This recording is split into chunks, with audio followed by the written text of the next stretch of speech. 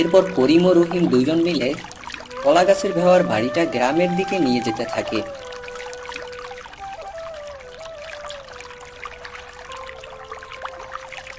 দূর থেকে এক বৃদ্ধ দেখতে পায়। কে যাচ্ছ গো? আমাকে একটু নিয়ে যাও। আমি বুড়ো মানুষ, আমাকে একটু সাহায্য করো। রসুলপুর নামে একটি গ্রাম ছিল। গ্রামটি ছিল অনেক নিচু। প্রতি বছরই বর্ষার সময় গ্রামটা ডুবে যেত। ওই গ্রামের একজন সহজ সরল কৃষক ছিল। সে মাঠে কাজ করছিল। হঠাৎই বৃষ্টি শুরু হয়। এ কি, কাজ শেষ নাই হতে হতে তো দেখছি বৃষ্টি শুরু হয়ে গেল। এখন কি করব? প্রতি বছরই বর্ষার সময় এই গ্রামের মানুষের কোনো কাজ কাম থাকে না। যাই, এখন আর বৃষ্টিতে না ভিজে বাড়ির দিকে যাই। এ কি মা, হঠাৎ তো বৃষ্টি শুরু হয়ে গেল। তাই তো দেখছি রে মা, বর্ষার সময় চলে এসেছে। প্রতি বছরের মতো আবারও এই গ্রামের মানুষের ভোগান্তির সময় চলে এসেছে। এমনি আমাদের গ্রামটা অনেক নিচু। প্রতি বছর ওই বর্ষার পানিতে গ্রামটা ডুবে যায়। মা, তাহলে কি আমরা ডুবে যাব? বাড়ি ডুবে গেলে আমরা থাকবো কোথায়? কি জানি মা, বিধাতা কপালে যেটা লিখেছে সেটাই তো হবে। কিন্তু মা, বাবা কোথায়? এই বৃষ্টির ভেতর বাবা কোথায় গিয়েছে? হ্যাঁ তাই তো, তোর বাবা তো এখনো বাড়িতে আসছে না। সেই সকালে না খেয়ে দিয়ে মাঠে গেছে। আমি যাই, তোর বাবার জন্য খাবারটা বেড়ে রাখ। এসে তো খাবার না পেলে আবার রাগারাগি শুরু করে দেবে।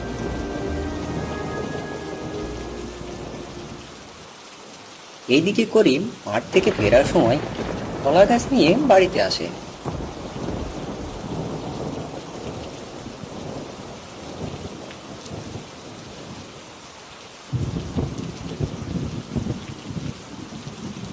কই গো, কোথায় গেলে? কি গো, আজ তোমার আসতে এত দেরি হলো কেন? আর বলো না, মাঠে কাজ শেষ না হতে হতেই বৃষ্টি শুরু হয়ে গেল। আসার সময় ভাবলাম কিছু কলা গাছ নিয়ে বাড়িতে যাই। এ কি, তুমি তো একদম ভিজে গেছো। ভিজে শরীরে থাকলে তোমার শরীর খারাপ করবে। মা রূপা, গামছাটা নিয়ে আয় তো। আচ্ছা মা, ঠিক আছে, নিয়ে আসছি।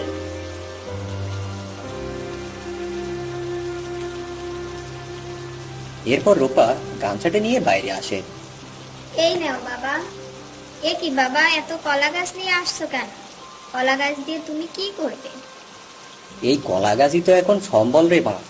দেখবি এমন বৃষ্টি নেমে থাকলে কাল সকাল হতে না হতেই গ্রামটা ডুবে যাবে। তখন এই কলা গাছের উপরেই দিন কাটানো লাগবে রে মা। এসব তুমি কি বলছো? এমন কোনো কাজ করো না যেন মানুষ তোমাকে পাগল বলে। এর আগেও তো অনেক পাগলাম করেছো। এসব চিন্তা বাদ দিয়ে এবার এসো, খেয়ে নাও। এই বলে তারা ঘরের ভিতরে চলে গেল। রোজিনা খাবার এনে করিমকে খেতে দেয়। ওগো, খাওয়া শেষ করে বাজারে যাও। ঘরে তো আনাজপাতি কিছুই নেই। আচ্ছা ঠিক আছে, সে যাওয়া যাবে। তার আগে তুমি বারুলদের বাড়ি থেকে হাতুড়িটা নিয়ে এসো তো। তুমি হাতুড়ি দিয়ে আবার কি করবে? তুমি নিয়ে তো আসো, তারপর দেখা যাবে। আবার কি ভূত যে চেপেছে তোমার মাথায়। আচ্ছা, যাচ্ছি। এই বলে রোজিনা হাতুড়ি আনতে চলে গেল।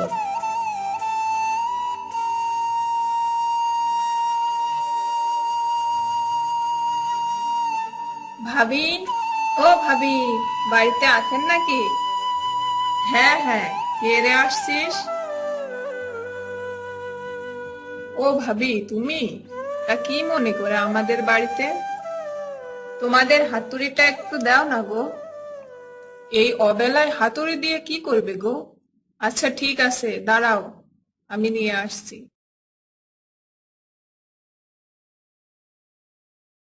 এই নাও হাতুড়ি। এরপরে রোজিনা হাতুড়ি নিয়ে বাড়িতে চলে আসে।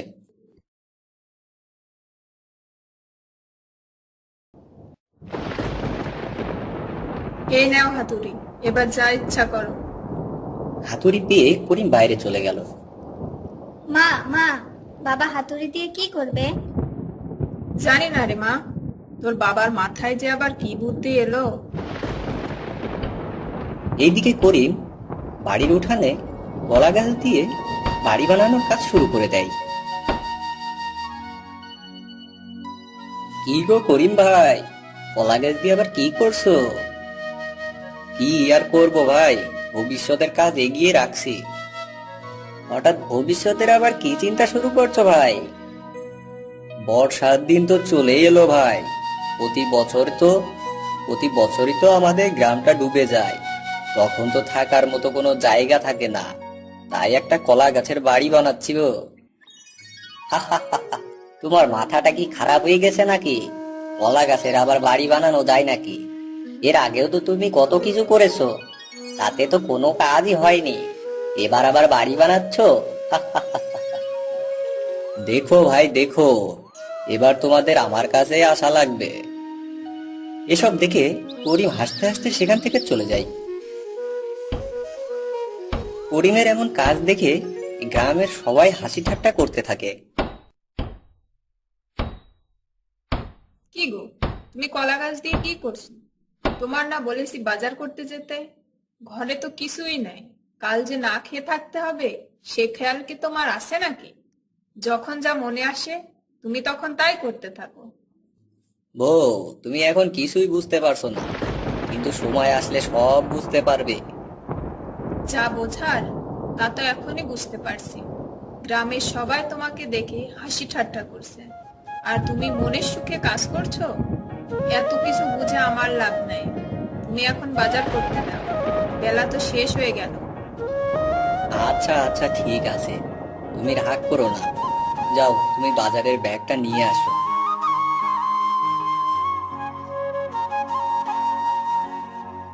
এই নাও বাজারের ব্যাগ। কি কি শেষ হয়েছে সেটা তো একবার বলে দাও। সবকিছু তোমাকে বলে দেওয়া লাগবে? মরিচ, তেল, আলু, কিছু মশলা নিয়ে এসো, তোমাকে নিয়ে আমি আর পারি না। আরে আরে বউ, রাগ করো কেন? আর যাচ্ছি তো।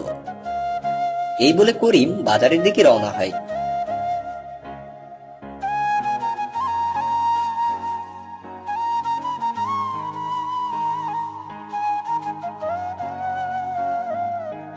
বউ, ও বউ, কোথায় গেলে গো?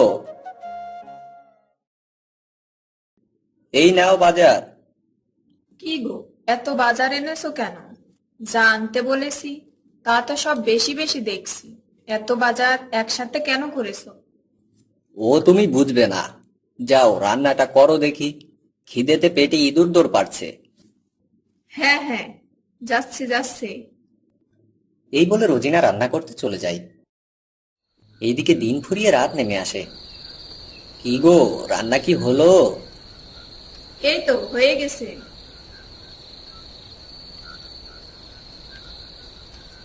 এই নাও, এবার খেয়ে নাও দেখি।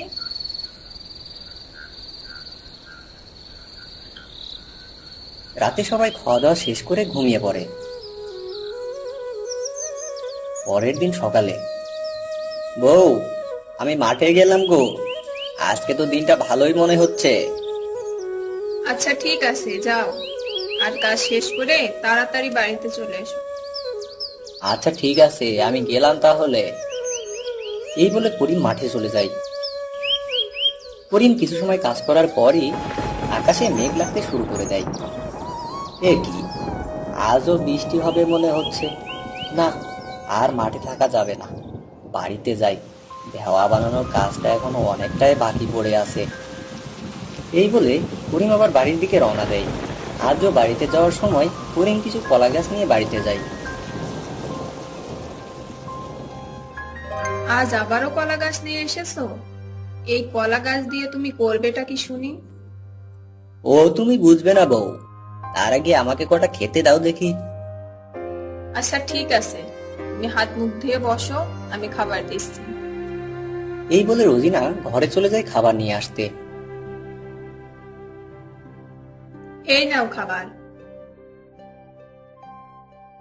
করিম খাওয়া শেষ করে আবার কলা গাছের বাড়ি বানাতে শুরু করে।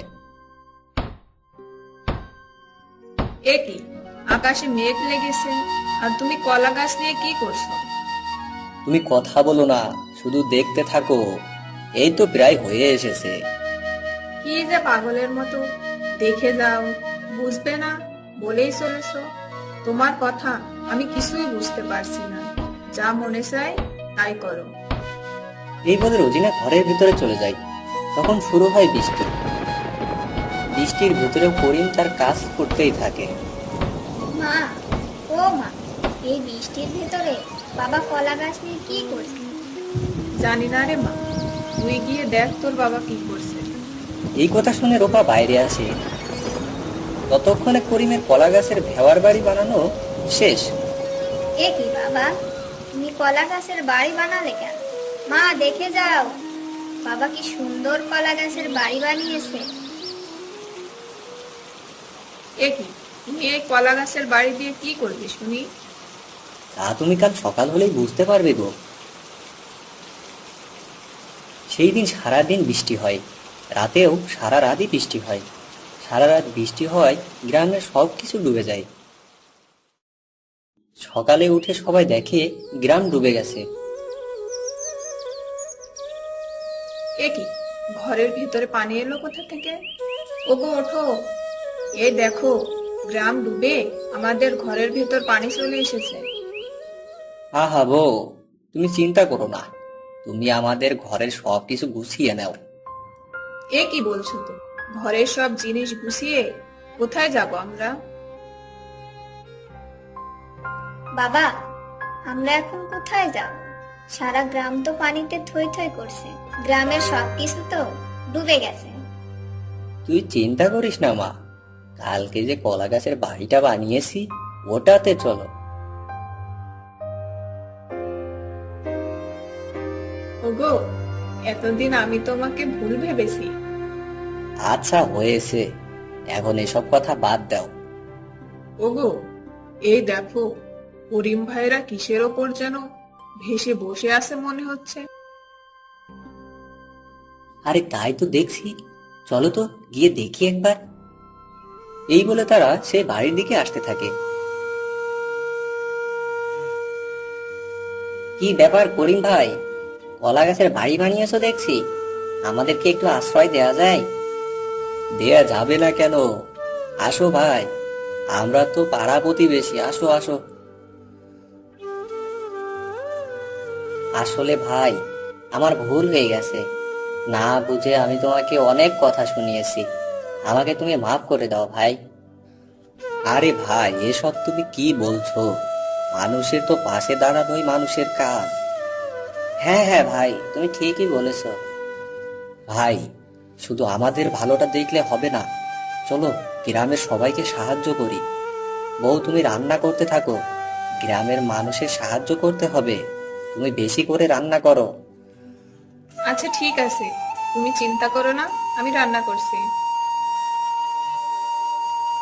রহিম ভাই, চলো আমরা বাড়িটাকে ভাসাতে ভাসাতে গ্রামের ভিতরে নিয়ে যাই, যারা বিপদে আছে তাদের সাহায্য করি। হ্যাঁ ভাই, তাই চলো। এরপর করিম ও রহিম দুজন মিলে কলা গাছের ভেওয়ার বাড়িটা গ্রামের দিকে নিয়ে যেতে থাকে।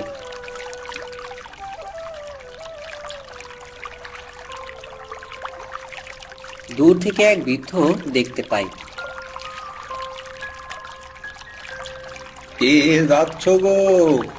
আমাকে একটু নিয়ে যাও, আমি বুড়ো মানুষ, আমাকে একটু সাহায্য করো।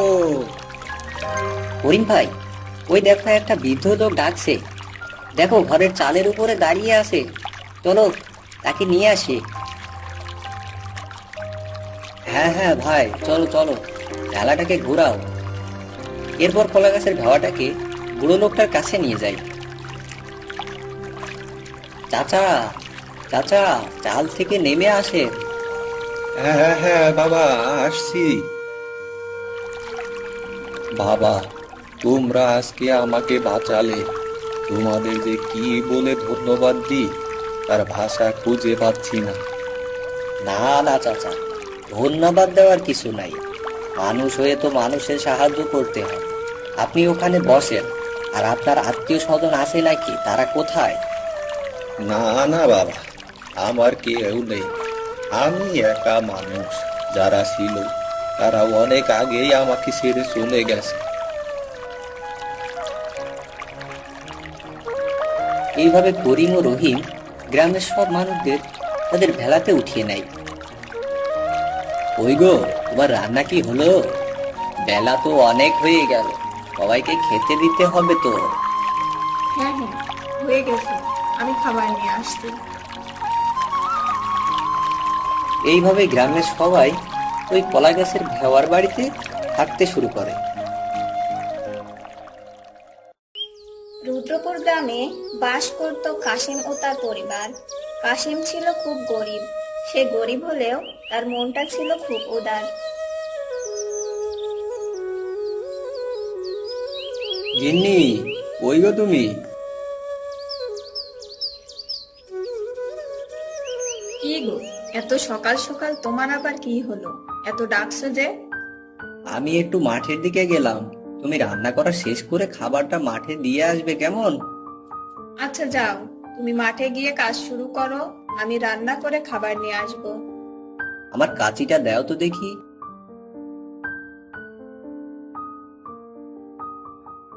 মা আর ময়না কোথায়? এখনো ওঠেনি নাকি ঘুম থেকে? মা আর ময়না শুয়ে আছে এখনো। আচ্ছা ঠিক আছে, আমি গেলাম তাহলে। আচ্ছা যাও। কাশেম মাঠের দিকে হাঁটতে লাগলো। যেতে যেতে তার সাথে দেখা হলো রহিমের। কি গো করিম ভাই, এত মন খারাপ করে কোথায় যাচ্ছ? কি হয়েছে তোমার? আর বলো না ভাই, আমার মেয়েটার খুব শরীর খারাপ। কি আর করবে ভাই, ডাক্তারের কাছে নিয়ে যাও, দেখবে ভালো হয়ে যাবে। টাকা না থাকলে ডাক্তারের কাছে কিভাবে নিব ভাই? সে কি ভাই, তাই বলে কি টাকার অভাবে মেয়েটিকে ডাক্তারের কাছে নিবে না? তাছাড়া আর কি করব ভাই, টাকা ছাড়া তো কোনো ডাক্তার ওষুধ দিবে না। তাহলে তো বড় বিপদ দেখছি। তুমি এক কাজ করো ভাই, আমার বাড়িতে গিয়ে তোমার ভাবিকে বলবে আমি তোমাকে 1000 টাকা দিতে বলেছি। সেই টাকা দিয়ে তুমি তোমার মেয়েকে ওষুধ কিনে দিও। তোমাকে যে কি বলে ধন্যবাদ দিব ভাই, তুমি আমাকে খুব বাঁচালে। আরে আরে ভাই, হয়েছে, আর কথা না বাড়িয়ে আমার বাড়িতে গিয়ে তোমার ভাবিকে বলে টাকাটা নেও, গিয়ে যাও। আচ্ছা ঠিক আছে ভাই, আমি তাহলে ভাবির কাছ থেকে টাকা নিয়ে বাজারে গিয়ে ওষুধ নিয়ে বাড়ি যাই। আচ্ছা যাও। করিম সেখান থেকে কাশেমের বাড়ির দিকে রওনা দিল, আর কাশেম মাঠের দিকে চলে গেল।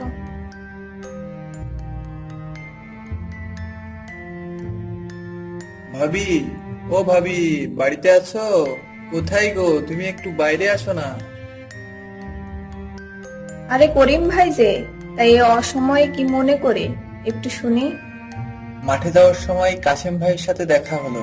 কাশেম ভাই তোমার কাছ থেকে 1000 টাকা নিতে বলল। ও আচ্ছা আচ্ছা, তুমি একটু দাঁড়াও, আমি এক্ষুনি আসছি। এই বলে কমলা ঘরের ভিতর গেল। ঘর থেকে টাকা এনে করিমকে দিল। এই যে ভাই, টাকা নেন। আচ্ছা ভাবি, আমি এখন চলি, কেমন? পরের দিন। ওগো শুনছো, মেয়েটা যে বায়না ধরেছে, মেয়েটার নাকি নতুন জামা লাগবে। কাল সারাটা দিন কান্না করেছে জামার জন্য। তুমি তো সবটাই জানো গিন্নি, যে রোজগার হয় তাতে বাজার করতে আর মার ওষুধ কিনতেই তো সব ফুরিয়ে যায়। সবই তো বুঝি, কিন্তু মেয়েটাকে তো কিছুতেই বোঝাতে পারছি না। কাল অতগুলো টাকা করিম ভাইকে দিয়ে দিলে কেন? টাকাগুলো থাকলে যে আজ কাজে লাগতো আমাদের। চিন্তা করো না গিন্নি, মানুষ বিপদে পড়লে উপকার করতে হয়। তাছাড়া কিছুদিন পরেই করিম ভাই টাকাগুলো ফিরিয়ে দেবে। বাবা, ও বাবা, আমাকে একটা নতুন জামা কিনে দাও না বাবা। রূপার বাবা রূপাকে নতুন জামা কিনে দিয়েছে, তুমি আমাকে কিনে দাও না বাবা। আচ্ছা ঠিক আছে মা, আমি আজ কাজ থেকে আসার সময় তোর জন্য নতুন জামা নিয়ে আসবো, কেমন? ওগো শুনছো, আমার তো মনেই ছিল না মায়ের ওষুধ শেষ। কি বলো, সেই দিন না ওষুধ কিনে আনলাম? এত তাড়াতাড়ি শেষ হলো কিভাবে গো? আজ 2 দিন শেষ হয়েছে মায়ের ওষুধ।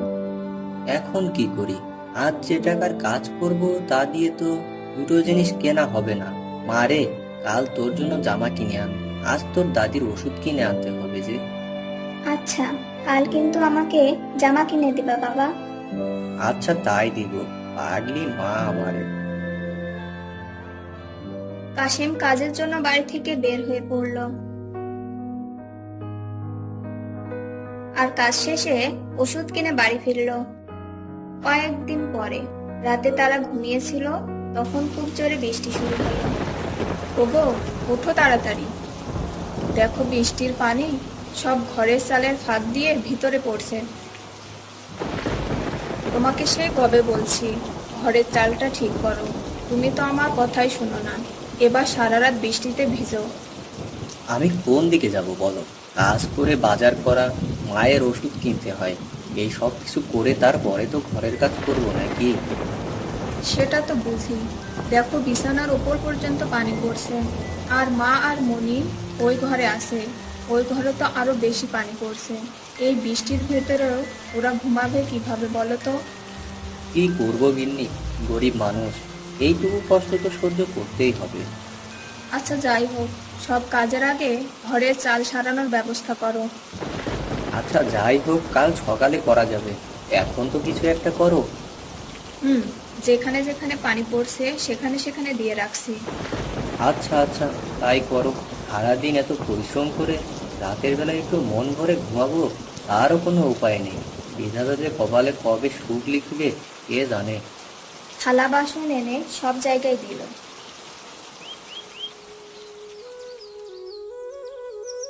পরের দিন সকালে গিন্নি, ওই গো, ছাতাটা দাও তো। ছাতা নিয়ে কোথায় যাবা এই বৃষ্টির ভিতর? দেখি গ্রামের ভিতর গিয়ে কোনো কাজ পাই নাকি, ঘরে বসে থাকলে তো আর হচ্ছে না। সাবধানে যাবা। কাশেম বাড়ি থেকে কাজের জন্য বের হলো, কিন্তু গ্রামের ভিতর কাউকে দেখতে পায় না।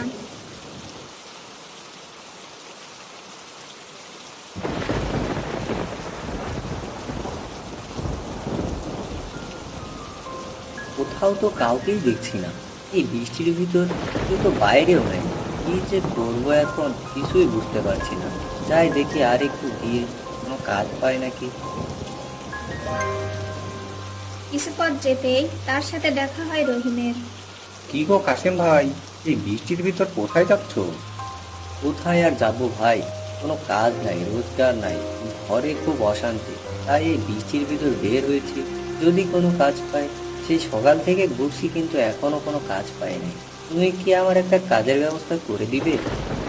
ও এই ব্যাপার, কাজ পাচ্ছ না? তবে কাজ একটা আছে, কিন্তু বৃষ্টিতে ভিজে করতে হবে। পারবে তো তুমি এই বৃষ্টিতে ভিজে কাজ করতে? হ্যাঁ হ্যাঁ পারবো। তা কি কাজ ভাই? পুকুর কাটার কাজ ভাই। এই বৃষ্টির ভিতরে এই কাজ কি করতে পারবে তুমি? হ্যাঁ হ্যাঁ ভাই পারবো। তা কত টাকা দিবে আমাকে তাই বলো। তোমাকে দিন প্রতি 500 টাকা করে দেবো, করবে নাকি তাই বলো? 500 টাকা? ঠিক আছে ভাই, 500 টাকা করেই দিও। আচ্ছা তাহলে আসো আমার সাথে।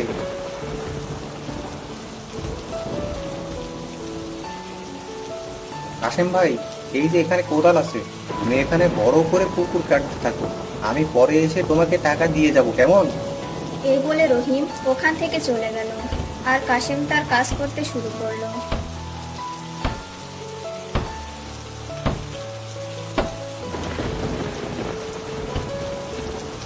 কিছু সময় পরে কাশেম ভাই, তোমার কাজ কি আজ শেষ? হ্যাঁ গো রহিম ভাই, আজকের মতো কাজ শেষ। আচ্ছা এই যে ভাই, তোমার আজকের টাকাটা।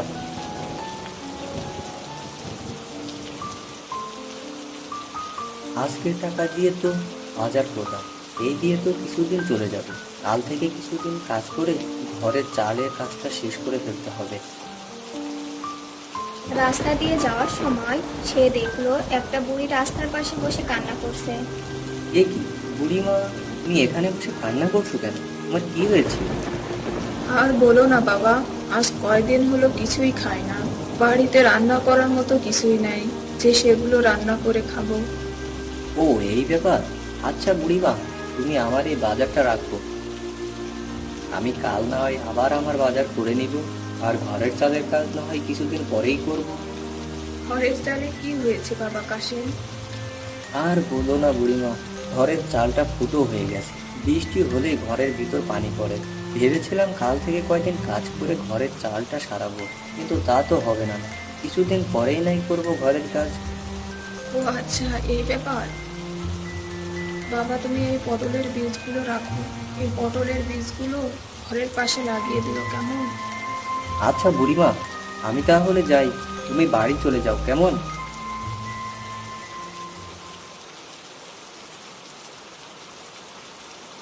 গিন্নি, ও গিন্নি, কোথায় গেলে গো? কি গো, তোমার আসতে এত দেরি হলো কেন? আর তুমি বাজার করে আনো নাই? কাশেম তার বউকে সব খুলে বলল।